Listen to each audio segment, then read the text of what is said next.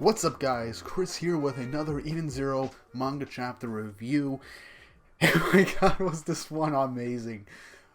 Seriously, I say this every week, but almost every single chapter of Eden Zero ever since we started this arc has just been amazing. Straight up fire. And the battle with Shiki and Shura and Ziggy and Nero, it's just pure insanity with you wondering what's going to happen next.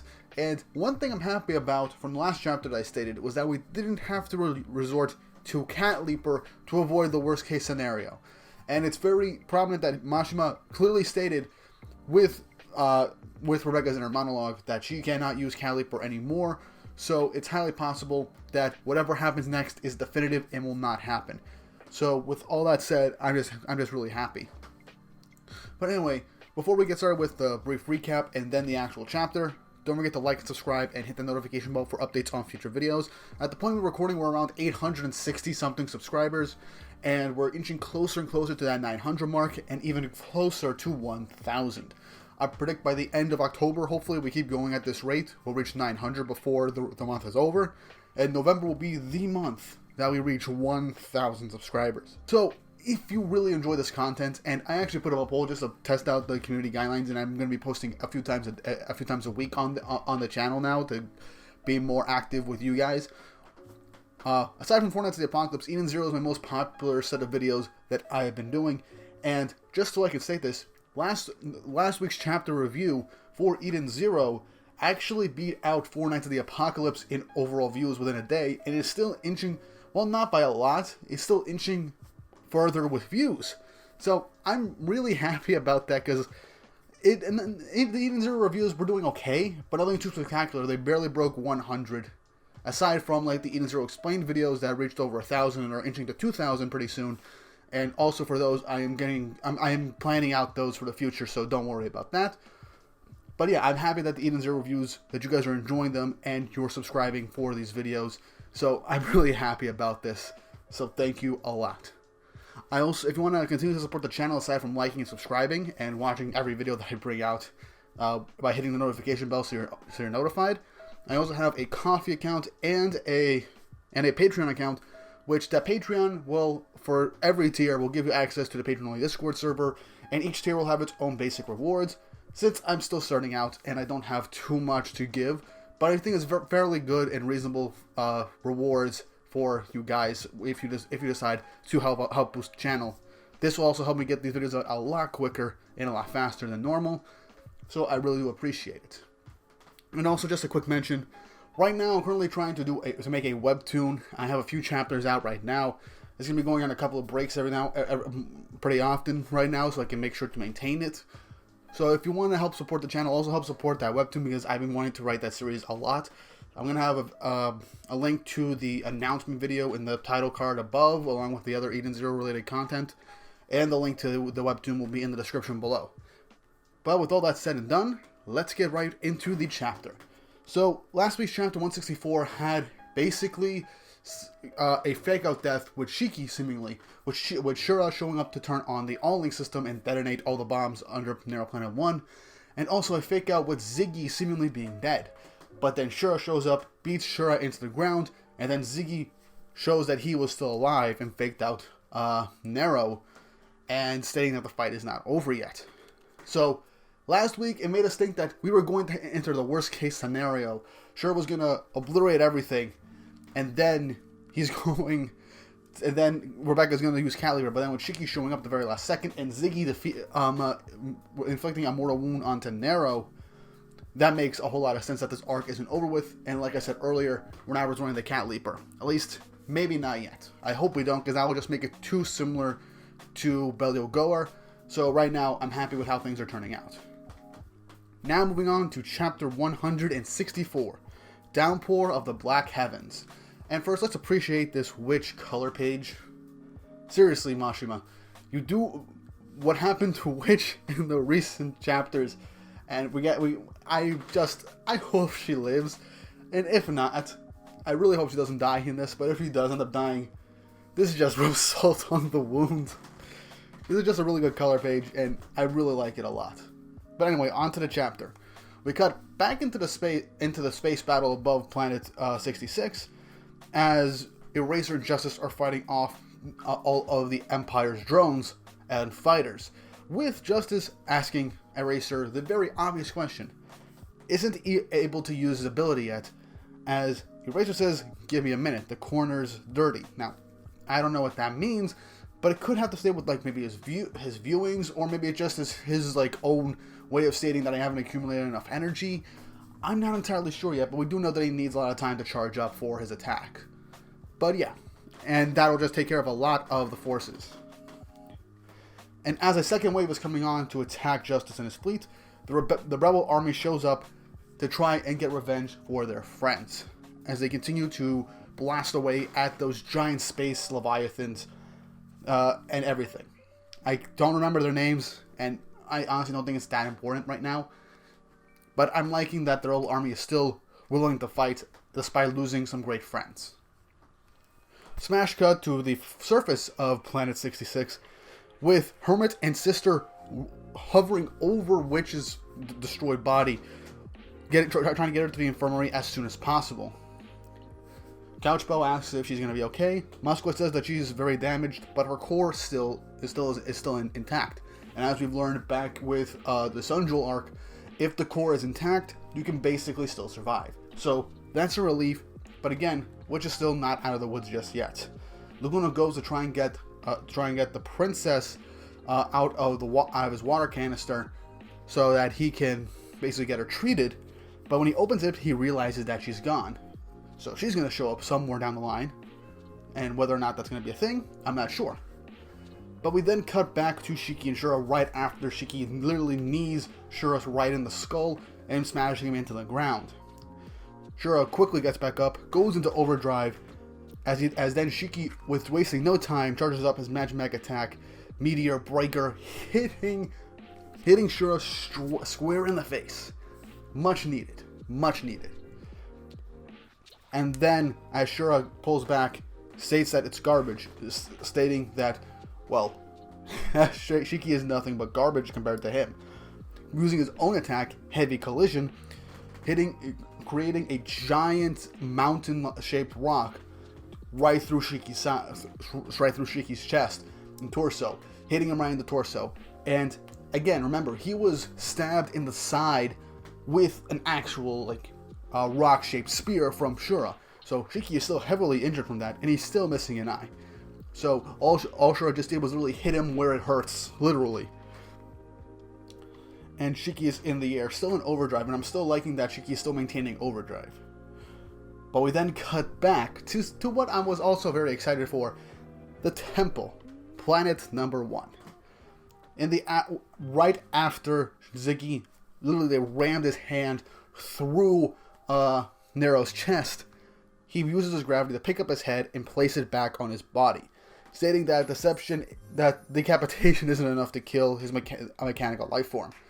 And well, to an extent, yeah. I mean, Ziggy is all mechanical, so as long as his core is still intact, he can still reassemble himself. And it's very possible he has some kind of self-repair function or something in there, stating that Nero got careless. And Nero, while trembling, states that these minor flesh wounds aren't enough to kill him, and that it's not his destiny. As the next page pans to Ziggy, stating, "Destiny? You mean these?"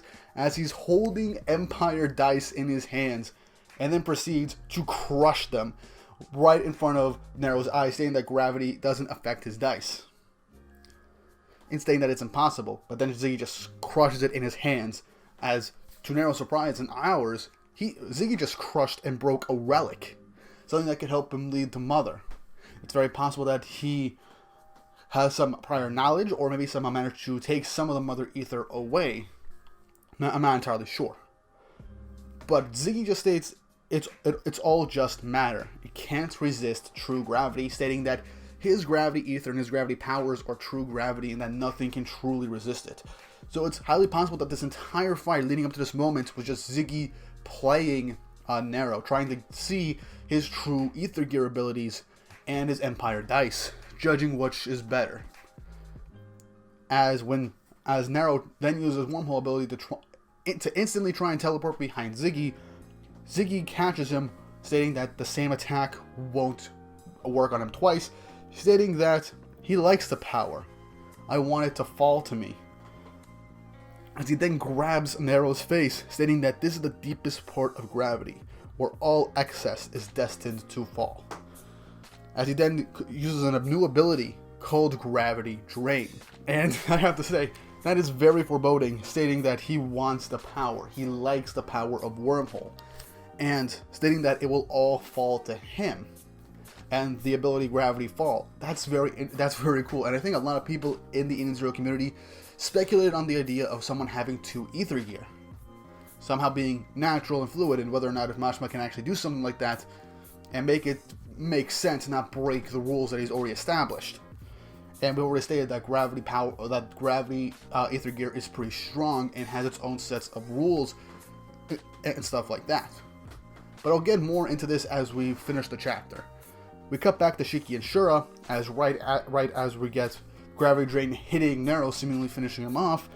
Shiki and Shura clash once more. As Shura continues to say that he's going to be more powerful than his old man, Shiki wondering what's the point in doing that if he has to hurt other people, with Shura literally stating that he wants to make it to the top. He's willing to do anything to do that, calling Shiki a naive brat. As Shiki just states, that him and his friends, they're not aiming for the top. Him and his friends just want to move forward. To Shura's shock, as Shiki then creates a dark ball in his hand, as it grows bigger and bigger, with the area around it being both sucked in and trembling in its presence.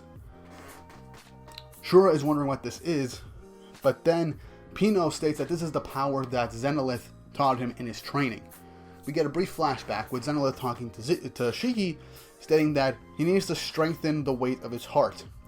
It's the feelings he has for his friends, and it is the courage to move forward that is his resolve to fight. As we then get the finished picture, the finished dark gravity ball in Shiki's hands, and I have to say this is an amazing shot. When I first read this panel, I thought this was like a black hole that he created, similar to how he did when they were breaking through Dragonfall back at the end of the Eden's 1 arc, when they were going straight to the Aoi Cosmos. But no. As we then get flashes of everybody that died and was sacrificed to themselves, people that Shiki's seen and hasn't seen, Shiki states that it is knowing the weight of a life. As he states the super ultimate Magimech attack, Black Sky, hitting Shura dead on, seemingly taking him down. And the fight does seem finished, as Shura is taken right out of overdrive, and Shiki ends up coming out of overdrive as well. But the victory is not purely great at the moment. They can't let their guard down, as literally right after Shiki wins, the monitor pops up once more showing Ziggy congratulating Shiki on defeating Shura. As he states, "Now allow me to test Nero's power," as we see Ether Gear markings appear on his hand as he opens up a small wormhole, putting his hand right through it, as he then says, "Here, I want you to celebrate my birthday." As he taps the All-Link device controls, activating the All-Link system, and now activating the 20,000 Imperial bombs that are inside the planet.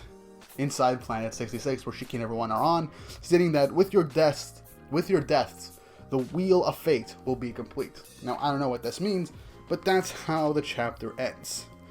My god, was this good. Now, I'm sure there are some people that are going to complain about this chapter for, I believe, 3 reasons which happen towards the middle and end of this chapter. Now, let's get over the first one. Ziggy seemingly now has 2 Ether Gear. His Satan's Soul Ether Gear, his Gravity Ether Gear, and Wormhole, Nero's Ether Gear. Now, let me get this out of the way. If he is able to take it from this Gravity Drain, and there is a limit to how many Ether Gear he can actually make fall to him, then perhaps he just wanted to wait for the perfect Ether Gear that would actually make things a lot easier for him. I mean, think about it. He can control gravity, and he can teleport seemingly anywhere within sight. Or within sight, from what I can tell, is the limit for Wormhole. Or anywhere he's been before, if that's how it works. So, this seems pretty natural to an extent. I want to hear more of an explanation as to how Ziggy got it, but it seems that this gravity drain ability was able to literally pull out the ether gear from Nero and just make it become a part of him. So honestly, I'm not too upset about that. This makes Ziggy an even more intimidating threat, as he is more and more being built up to be a final villain, and both ether gear seem pretty OP when you put them together. And I want to draw a parallel to One Piece, as Ziggy actually reminds me of Blackbeard right now. Not just because he was able to obtain two incredibly powerful abilities, but he seems to be meticulously planning what abilities he truly wants, or scouting out potential abilities. Now, whether he can continue to do this is completely beyond my imagination and has not been stated. If this is his limit, then that's perfectly fine. If he can do it a few more times, that might be a bit broken, or very broken, but if it can be anybody besides him and he has to get rid of an ether gear, then that would make this new power pretty balanced. Because I'm pretty sure, since he is in fact a machine, it's very likely that there is some sort that he does not have the same limitations as an organic life form, as a human or an alien or whatever. So that's my general thoughts on Ziggy now having two ether gear abilities. I find it okay. I find it okay. Right now it doesn't seem too broken at the moment. He is a broken character right now, but I don't think it just comes straight out of nowhere, and I think Manchua did a pretty good job so far, making it very vague as to how Ziggy got this ether gear based off of that gravity ether gear ability that he used in their fight. And now the final 2 points, or actually 1 point. The quick defeat of Nero and Shura. I'm pretty sure the Shura and Shiki fight most people are going to be upset about the most, because, you know, Shura was built up to be the main bad guy for Shuri to topple in this arc. And I do kind of agree that it ended a bit too soon, but then again, both of them were pretty injured from their previous fight, and Shiki used an incredibly powerful ability that seemingly took all of his ether to pound and defeat Shura. So I'm okay with that, and let's be honest, a lot of Eden Zero fights, and hell, even from Machua's other series like Fairy Tail, the fights don't last a long time. And if you combine round 1 of Shiki versus Shura with round 2, it's a pretty long fight, and there wasn't too big of a gap between both fights. I mean there was a pretty significant gap, but it wasn't that big. And there was seeing snippets of their actual fight in between the rest of the Eden Zero crew's actual fights and everything else. Nero I expected to be taken down with relative ease by Ziggy, but it lasted a few more chapters than I honestly thought it would. Considering the fact that I thought it was going to be a 3-way death match between him, Nero, and Jaguar, but Jaguar got dealt with within a single chapter. But yeah, in all honesty, I'm fine with everything that's happening in this chapter. It's amazing, it's fast-paced, and I don't want it to be dragged out. We're entering the climax as the main battles of this arc are basically over now. All that's left is the battle up in space with the rebel army and everything. And that's really it. And the Eden Zero crew having to get off the planet before it explodes, with seemingly trying to get more civilians and bots off the planet, because it seems like All Link is being ready to be set up. But that's everything from this chapter. The one thing I want to state before I finish this video: Elsie is still nowhere to be found. She has not intervened at all. I think she's going to come in at the last minute and save everybody, because she has been stated to be a pretty powerful individual, even by Ziggy. Because when she showed up, this was when Ziggy was recently awakened. So even now, I don't think he wants to just have a straight-on collision with Elsie. He stated that Elsie would be too much trouble to deal with at this moment. So I think he wants to avoid fighting Elsie, as she is incredibly powerful, and judging by her fight with Justice, can almost level certain parts of a planet, certain regions and cities, if she goes all out. And for all we know, her ether gear is a good counter to gravity ether gear. But we haven't seen her fight Shiki at all with her ether gear, so I have no idea of any real scaling or anything. But yeah, right now all the major players have been either defeated or in the general areas for this arc. Elsie is the only one unaccounted for, and I continue to say this at the end of every video. She has to show up in this arc. She has been set up in this arc and brought in with the recap from Haumea from the very start, and during the intermission catch-ups and recaps, that Elsie is still nowhere to be found. So she's either going to show up and fight Ziggy on Planet 1, or she's going to show up on Planet 66 and help Shiki and the Eden Zero crew get off the planet or stop All Link. I'm not entirely sure, but that's all I can really talk about. There's also a very likely possibility that even if the Eden Zero crew can't stop those antimatter bombs, they would have to book it and get out of the Aoi Cosmos, as the All Link system might still be activated, or Ziggy will just take over Nero's empire right then and there, and make all the bots in the cosmos just basically fall under his control and be corrupted. But yeah, those are my thoughts and opinions on Chapter 164 of Eden Zero. What did you guys think? What do you think's going to happen next? Give me your honest opinions on the conclusions of the two biggest fights that were set up from the beginning of this arc, and what do you think's going to happen next? Let me know in the comments down below, and don't forget to like, subscribe, and hit the notification bell for updates on future videos. It really helps. And with all that said and done, I hope you all have an awesome day.